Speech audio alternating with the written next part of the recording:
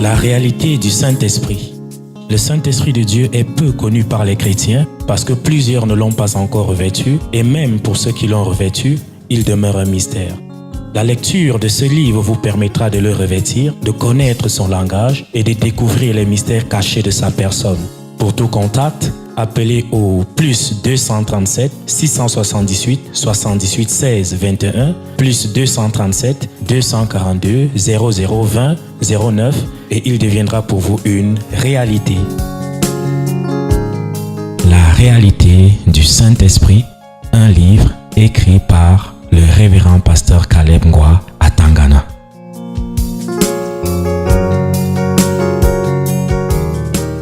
Genèse 39, vous êtes là? Bon, on va prendre la lecture au milieu, un peu au milieu. Allons au verset 20, verset 20 à 23. Il prit Joseph, c'est-à-dire Potiphar, son patron. Il prit Joseph et le mit dans la prison, dans le lieu où les prisonniers du roi étaient enfermés. Il fut là, en prison. L'Éternel fut avec Joseph et il étendit sur lui sa main, sa bonté.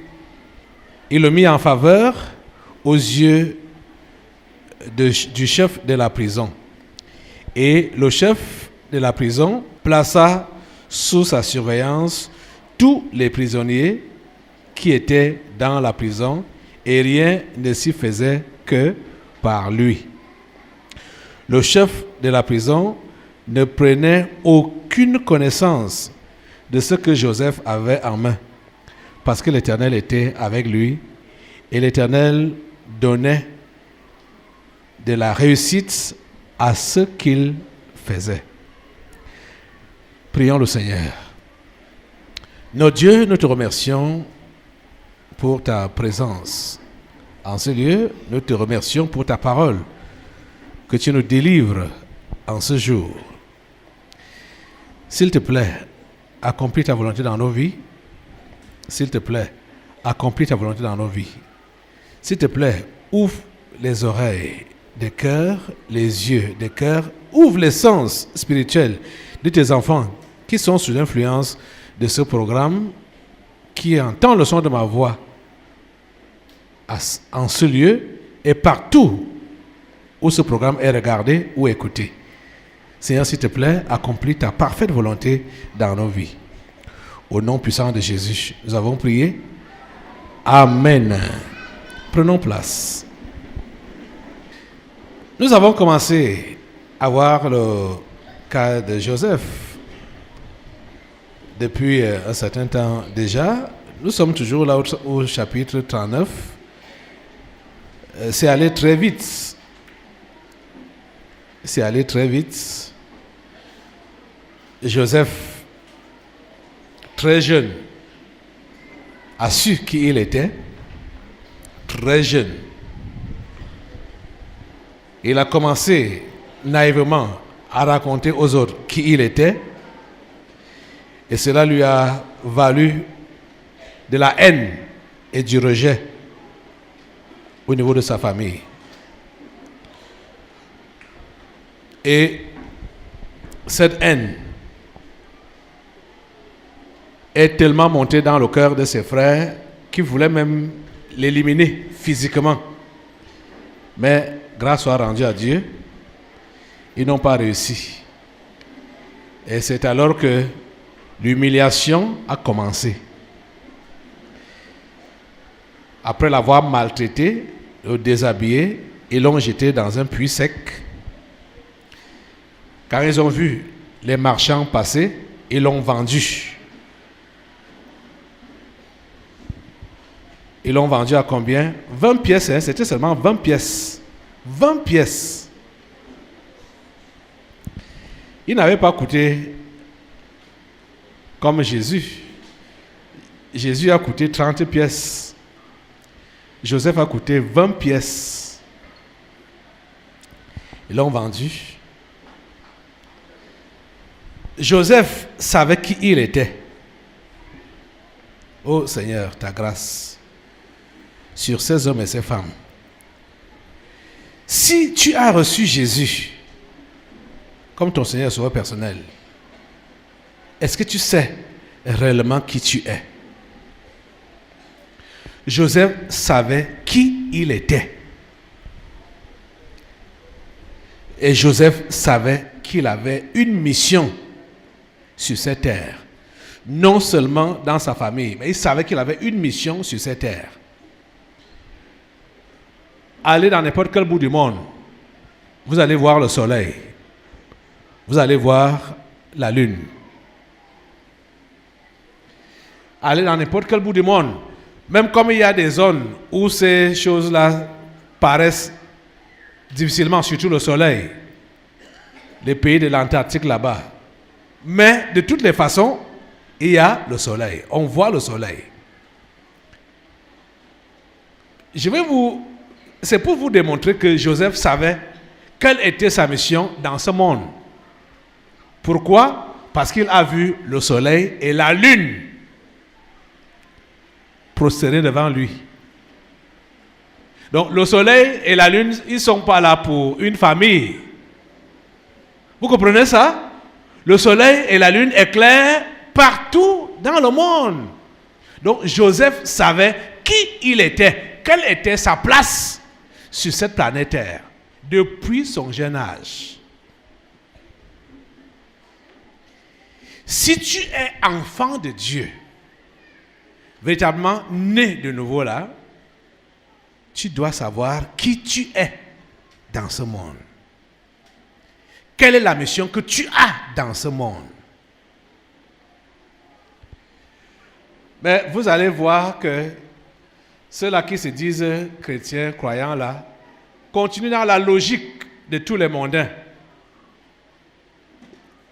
où il faut juste prouver aux autres qui on est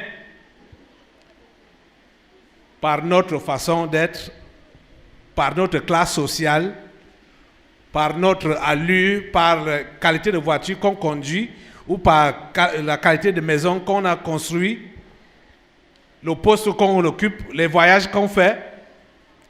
Voilà comment, dans le monde, les gens veulent paraître pour montrer qui ils sont.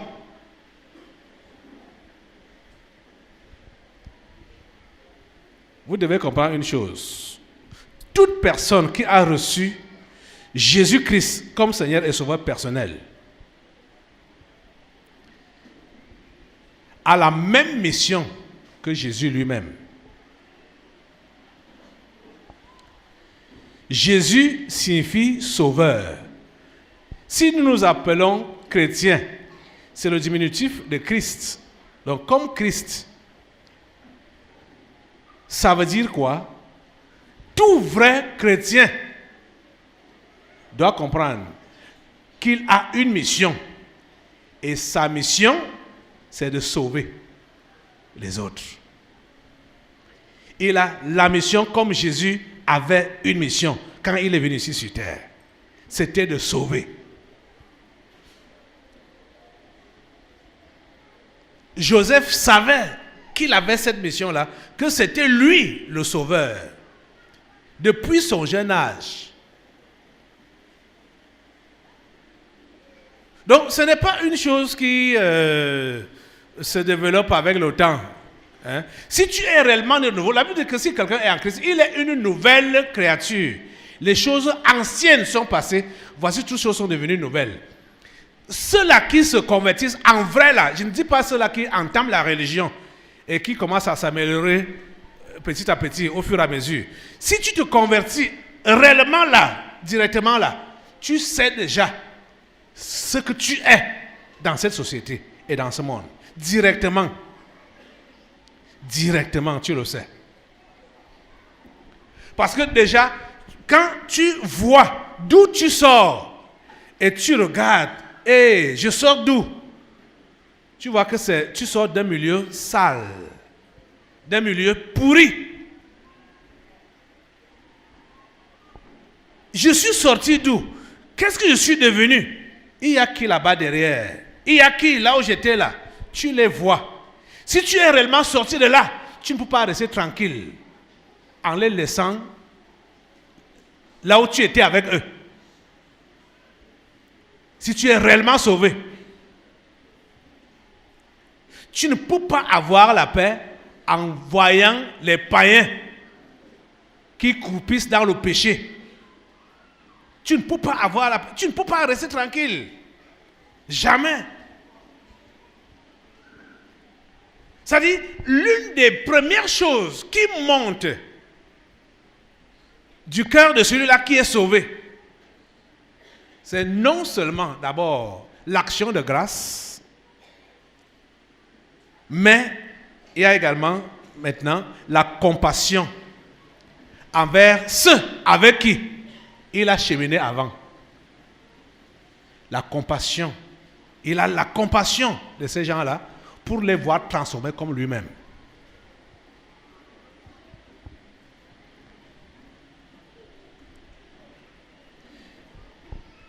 Mais plusieurs parmi vous,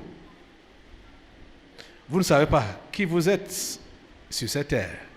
C'est pourquoi donc je vais vraiment me poser la question de savoir si vous êtes chrétien, si vous êtes sauvé. Est-ce que vous connaissez votre mission sur la terre? Est-ce que vous connaissez votre mission dans cette société? Et laissez-moi vous dire que tout cela que Dieu a choisi comme des messies ou donc des sauveurs, ils vont connaître, chacun à sa manière, mais une manière similaire à l'histoire de Joseph, où les problèmes commencent dans la famille et tout ça là sert de formation.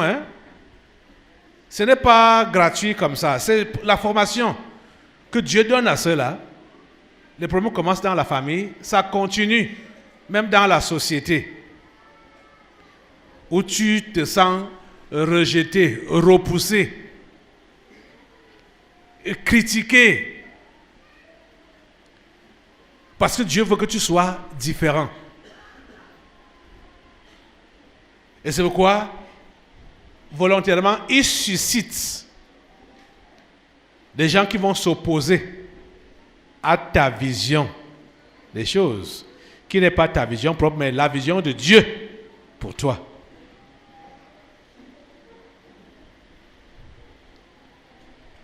C'est la raison pour laquelle, même si tu passes par n'importe quoi, quand tu sais ce que tu portes comme bénédiction, quand tu sais ce que tu portes comme lumière, quand tu sais ce que tu portes comme grâce, les différentes étapes par lesquelles tu vas passer ne vont pas te déranger. Et la bénédiction de Dieu va te suivre dans tout ce que tu feras. Je vous disais l'autre jour que c'est le cœur qui doit être travaillé.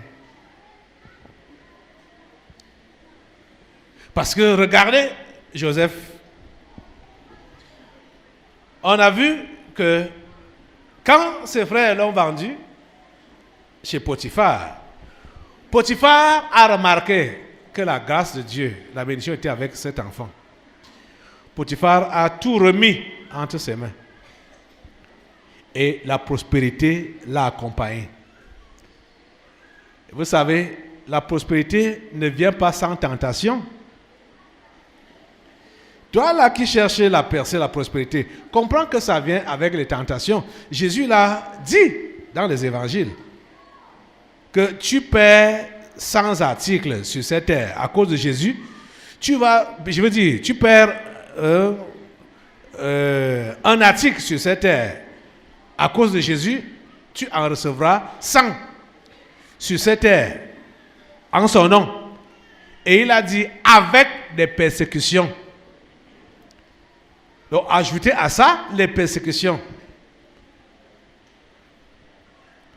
Donc tu ne peux pas dire que tu vas fonctionner dans les grâces de Dieu sans persécution.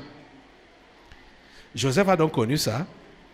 la grâce de Dieu sur sa vie a apporté les persécutions. Et c'est la femme de son chef qui était à l'origine. Joseph ne pouvait pas s'échapper. C'est là donc qu'on nous dit que dès que sa femme, la femme du chef, a voulu que Joseph pêche avec elle, Joseph a refusé. Et Joseph a refusé pourquoi? Parce que Joseph savait qui il était. Quelle était sa mission sur cette terre? Il a dit, je ne vais pas vendre ma mission, ma venue sur terre, à cause d'un plaisir de quelques secondes. Il a dit à cette femme que je crains Dieu. Je ne peux pas faire ça. La femme a tourné l'histoire. Comme Joseph a fui, la femme a tourné l'histoire en présentant l'habit que Joseph avait laissé, comme la femme s'agrippait sur lui, pour dire que Joseph a voulu la violer. Elle a crié, c'est pourquoi Joseph a laissé l'habit. On a pris Joseph, on l'a mis en prison. Voilà Joseph qui part de trouble en trouble. Hein? Et vous voyez qu'on le met en prison où? Avec qui? Avec des hommes politiques. Vous savez que l'histoire des prisons des hommes politiques, ça n'a pas commencé aujourd'hui.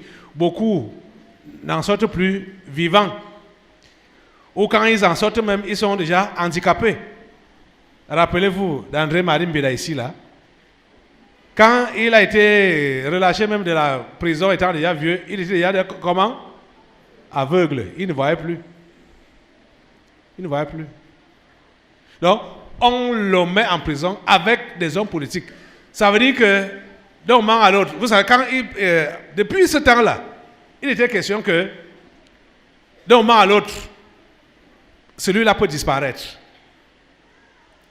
C'est-à-dire, selon l'avis du roi ou du chef, il va dire, ok, voilà, l'autre là, je ne vois même pas l'importance de le restaurer. S'il revient, il risque de me faire plus de mal encore. Éliminer-le une fois là-bas en prison. C'est comme ça que ça se passait. Et c'est dans cette prison-là, cette quantité de prison-là, qu'on met Joseph. Ça veut dire que même lui, ses jours étaient déjà aussi en danger. Que d'un moment à l'autre, on pouvait également dire qu'aujourd'hui, c'est l'exécution de Joseph. Et il partait. Vous voyez, les choses n'étaient pas faciles. Et ce qui est bizarre, c'est que quand on reste fidèle à Dieu, on va connaître des persécutions, mais comprenez que quand ça s'accentue déjà là, c'est le moment où Dieu veut déjà nous élever. Vous comprenez, non? Ça, c'est la pure vérité. Quand tu es fidèle à Dieu, tu vas connaître des tribulations, des problèmes, des combats, tout ça là. Certains, tu peux les remporter, machin. D'autres peuvent mettre un peu long là dans ta vie. Mais je vais te dire une chose. Quand tu es dans un combat, en tant que chrétien, quand tu vois que ça s'accentue, ça devient plus dur encore, au point où tu as l'impression que tu dois déjà baisser les bras, perdre courage. Non. Ce n'est pas en ce moment-là que tu dois perdre courage. C'est en ce moment-là que tu dois tenir ferme, parce que ta délivrance est proche. Tu as compris ça? C'est la vérité. Et plusieurs ne comprennent pas ça. Quand ils voient qu'il est chrétien, il est resté fidèle, il ne succombe pas, c'est là qu'ils vont commencer à dire, Dieu, je vais donc faire comment? Je suis déjà fatigué, je suis déjà fatigué. Et certains lâchent. Alors qu'il était déjà sur le point de sortir de là, de cette épreuve-là. C'est là que lui lâche. Donc, vous voyez que, au fur et à mesure que Joseph a commencé sa vie, les épreuves ont aussi commencé. Mais ça allait grandissant. Déjà au niveau de la petite famille, des mésententes et tout ça là. Après, les 10 frères complotent pour le vendre, pour le tuer d'abord. Après, ils l'ont vendu. Le voilà maintenant vendu dans la esclave. Et il n'est plus esclave simple maintenant, un esclave emprisonné. Esclave emprisonné et dans une prison politique. Vous voyez? Donc, la situation ne faisait que s'empirer. Mais, ce qui est bien dans l'attitude de Joseph, c'est que ce garçon n'a jamais perdu courage. Il n'a jamais perdu courage. Et il a montré à tout point de vue que Dieu était vraiment avec lui. Parce que le voilà qui part en prison. Dans la prison, la faveur de Dieu l'accompagne. Le gardien de prison lui remet la charge de la prison. Alors que lui-même, il est prisonnier. C'est lui qui a maintenant la charge de la prison. Qui contrôle les mouvements de tous les prisonniers. Si les gens veulent venir rendre visite à leurs parents, ou bien ils veulent demander une sortie et tout ça là, c'est Joseph qui s'occupait de tout. Désormais, ce qui est spécial avec les amis de Dieu, je préfère les appeler comme ça, les amis de Dieu. Ce qui est spécial avec les amis de Dieu, c'est que la bénédiction de Dieu qui est sur eux leur donne les capacités surnaturelles. Ceux-là sont capables de s'adapter et de faire n'importe quoi dans n'importe quel domaine, même quand ils n'ont pas appris, parce que Dieu est avec eux. Ça, c'est la spécialité de ceux sur qui la main de Dieu est posée. Et c'est contrairement de ceux-là qui vont se dire qu'ils sont enfants de Dieu, ils sont chrétiens. Ils touchent à ta chose, la chose ne prospère plus. La chose ne progresse plus. Et c'est la qualité-là qu'on voit plus remplir les églises. Ils disent qu'ils sont chrétiens. Or, ils ne promènent pas la bénédiction. Ce qu'ils promènent, c'est la malédiction, la stagnation, le désordre. Il suffit qu'il atterrisse dans ton entreprise. Il a tout gâté. Mais regardez, Joseph, qui n'a jamais fait une école pénitentiaire, du jour au lendemain, il devient gardien de prison. Il n'a jamais fait ça. Il n'a pas fait la formation pénitentiaire. Mais on voit que le pénitencier qui était là a vu que ses capacités à lui étaient amoindries et que c'est Joseph qui était meilleur pour gérer la prison. Il a appris ça où? Joseph a appris ça où? Vous voyez? Quand Dieu est avec toi, tout ce que tu touches est béni et prospère.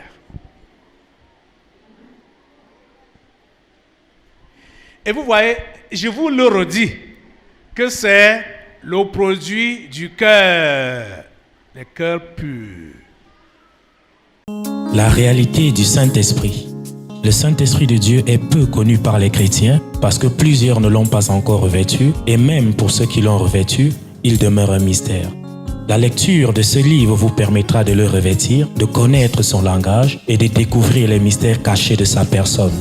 Pour tout contact, appelez au plus 237 678 78 16 21 plus 237 242 0020 09 et il deviendra pour vous une réalité. La réalité du Saint-Esprit, un livre écrit par le révérend pasteur Caleb Ngwa à Tangana.